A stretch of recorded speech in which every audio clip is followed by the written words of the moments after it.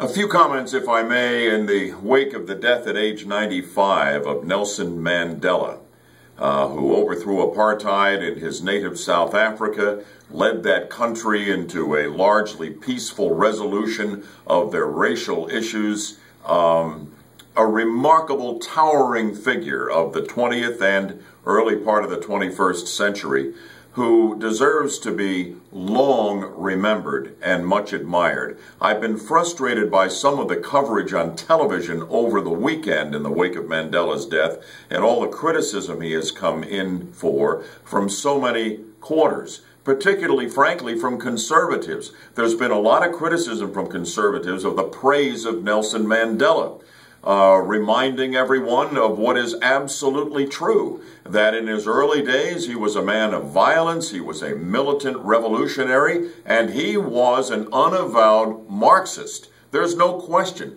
that those things are on his resume and in his history. But the Nelson Mandela that I so admire is the one who emerged from 27 years in brutal captivity, breaking rocks as a political prisoner. This is in 1990. He's in his 70s, and he emerges from this imprisonment with nothing but a spirit of love and forgiveness in his heart.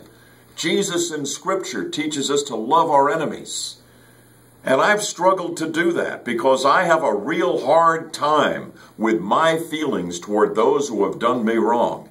Nelson Mandela stands as a shining example to me and should to you as well if you ever have an issue with forgiving those who have done you wrong.